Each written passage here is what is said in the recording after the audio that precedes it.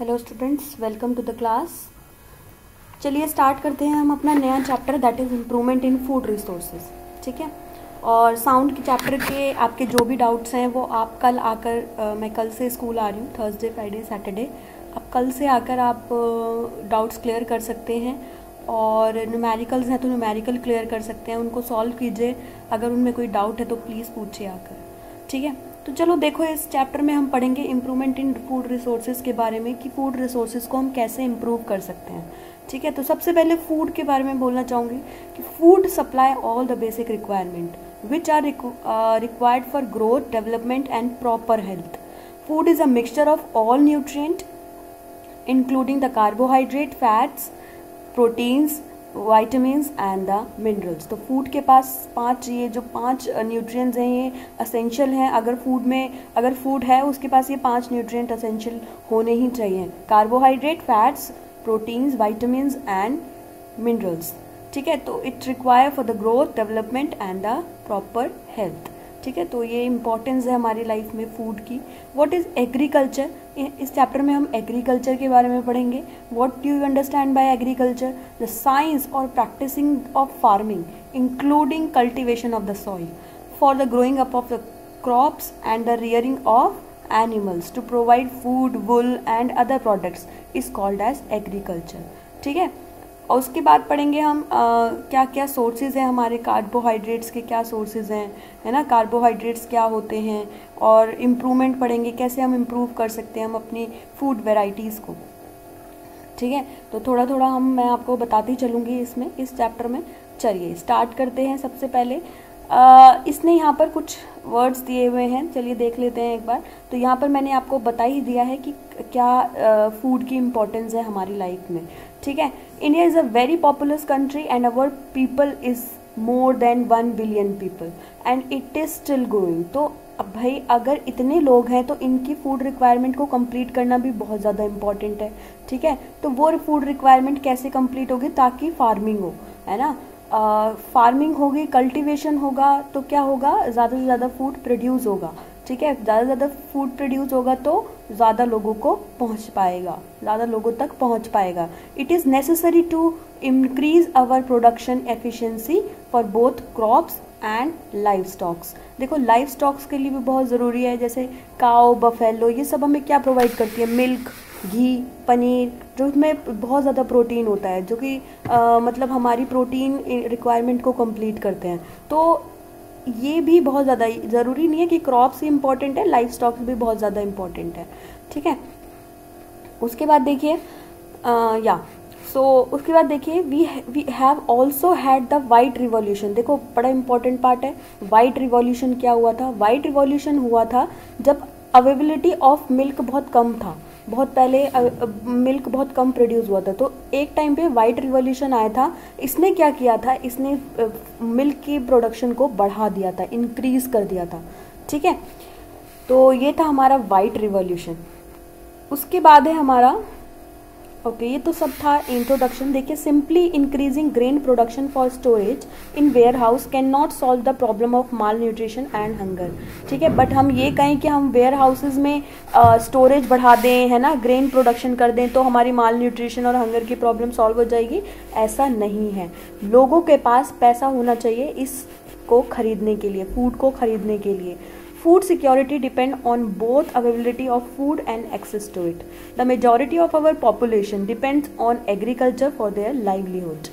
Increasing the income of the people working in agriculture. देखो, लोगों का पैसा, मतलब जो लोग फार्मिंग में काम करते हैं, एग्रीकल्चर में काम करते हैं, उनका पैसा बढ़ाना भी बहुत ज़्यादा इम्पॉर्टेंट है। ठीक है, तो scientific management practice should be undertaken to obtain high yield from farms. ठीक है, तो इसके लिए साइंटिफिक प्रैक्टिसेस की गई ताकि ज़्यादा से ज़्यादा प्रोडक्शन किया जाए और फार्मिंग में ज़्यादा से ज़्यादा हाई यील्ड हो। ठीक है, so for sustain livelihood one should undertake mix farming, intercropping. अगर हमें सस्टेन लाइवलीहुड कर रहना है, मतलब लाइवलीहुड में जीना है, तो हम क्या करेंगे? Mix farming, intercropping, integrating farming practices, है ना, ये सब कर सकते हैं। For example agriculture with live stock,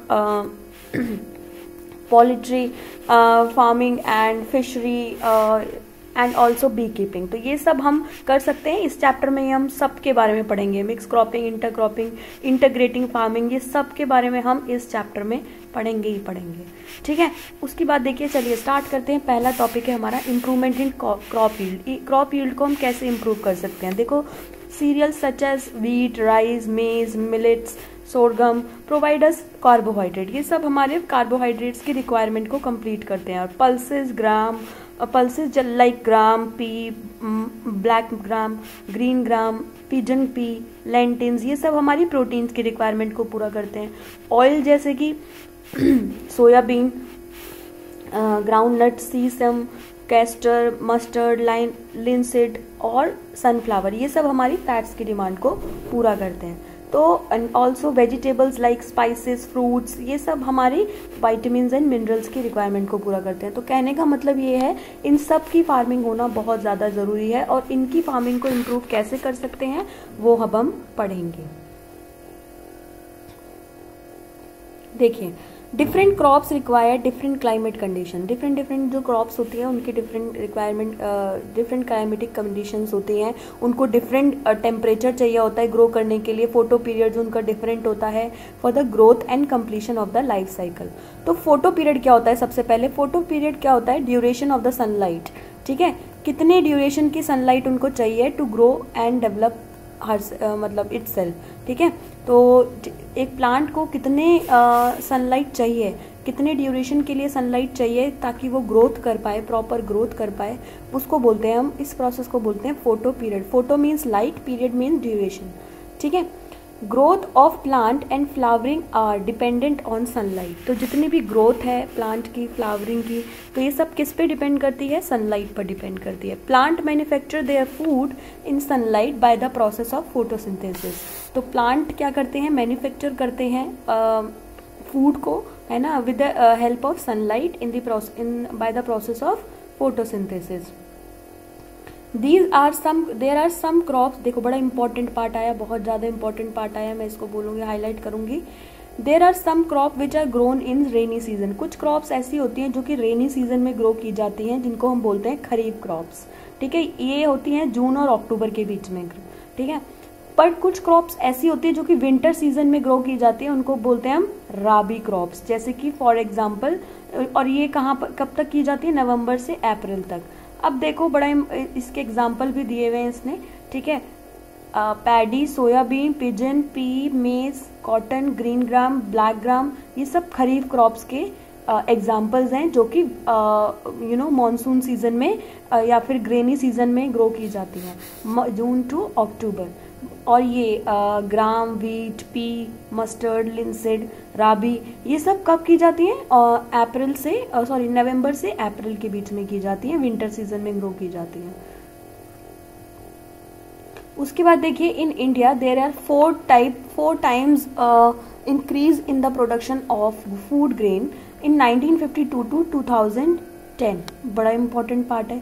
with only in 25% increase in the cultivation land area, ठीक है। तो 25% कल्टीवेशन लैंड एरिया इंक्रीज हुआ है और 1952 से 2010 तक फूड ग्रेन्स 4 गुना बढ़ गया है, ठीक है। 4 गुना प्रोडक्शन बढ़ गई है फूड ग्रेन्स की।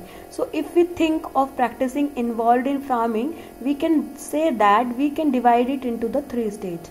The first is the choice of seeds for planting and the second is the nurturing of the crop plants, ठीक है। तो सबसे पहले हमें क्या करना है? हमें 3 स्टेज हमारी इम्पॉर्टेंट है इसमें। तो सबसे पहले क्या, एक तो आप जो प्लांटिंग के लिए सीड्स यूज़ कर रहे हैं वो बहुत ज़्यादा इम्पॉर्टेंट है, उनका चुनाव बहुत ज़्यादा इम्पॉर्टेंट है। सेकेंड, आपका nurturing of crop plants. Nurturing means आपको वो आपने उसको सीड को अब आपने क्या किया कि क्रॉप आपने ग्रो कराना शुरू किया, तो उसके बाद आपको नर्चरिंग मतलब कि उसका पालन पोषण, उसकी देखभाल करना बहुत ज़्यादा इंपॉर्टेंट है उस क्रॉप प्लांट की। और थर्ड क्या है? प्रोटेक्शन। भाई मान लो कोई पेस्ट है ना, इंसेक्ट्स हैं, इन सब से बचाना भी बहुत ज़्यादा इम्पॉर्टेंट है। तो पहला क्या है? सीड्स का चुनाव बहुत ज़्यादा इम्पॉर्टेंट है। सेकेंड, उनका पालन पोषण प्लांट्स का। और थर्ड, उनको प्रोटेक्ट करना, ठीक है, from growing, harvesting crop from the loss. जो भी लॉस, ताकि लॉस कम से कम हो, लॉस हो ही ना, ठीक है, तो प्रोटेक्शन करना बहुत ज़्यादा इंपॉर्टेंट है। तो इन सब चीज़ों को ये देखिए, the major group of activity for improving the, कुछ इम्प्रूव करने के लिए क्रॉप प्लांट्स को, क्रॉप फील्ड को इम्प्रूव करने के लिए 3 एक्टिविटीज़ यहाँ पर दी हुई हैं। पहला है क्रॉप वैरायटी इम्प्रूवमेंट, दूसरा है क्रॉप प्रोडक्शन इम्प्रूवमेंट और तीसरा है क्रॉप प्रोटेक्शन मैनेजमेंट। ठीक है, तो देखेंगे हम क्रॉप वैरायटी को कैसे इम्प्रूव कर सकते हैं, उसके प्रोडक्शन को कैसे इम्प्रूव कर सकते हैं और प्रोटेक्शन को कैसे इम्प्रूव कर सकते हैं। तो ये 3 पार्ट हैं, ये जो 3 स्टेजेस दिखाई गई हैं वो उनको 3 पार्ट में यहाँ पर डिवाइड किया गया है। ठीक है, तो चलिए पहला स्टार्ट करते हैं हम अपना क्रॉप वैरायटी इम्प्रूवमेंट के बारे में। देखिए, सबसे पहला है क्रॉप वैरायटी इम्प्रूवमेंट। कैसे इम्प्रूव कर सकते हैं? वैराइटीज और strains of crops can be selected by breeding for very useful characteristics. अगर हम पहले से ही ब्रीड करा दें, है ना, प्लांट्स को, और अपनी अपनी ऐसी वैरायटी को चूज करें जो कि कैरेक्टरिस्टिक्स उसके जो कैरेक्टरिस्टिक्स हैं वो बहुत ज़्यादा यूज़फुल रहे हमारे लिए। जैसे मान लीजिए मैंने 2 प्लांट को ब्रीड कराया, एक की हाइट बहुत अच्छी है और एक की सीडलिंग बहुत अच्छी है, मतलब सीड्स ग्रो बहुत जल्दी होती है उसके अंदर।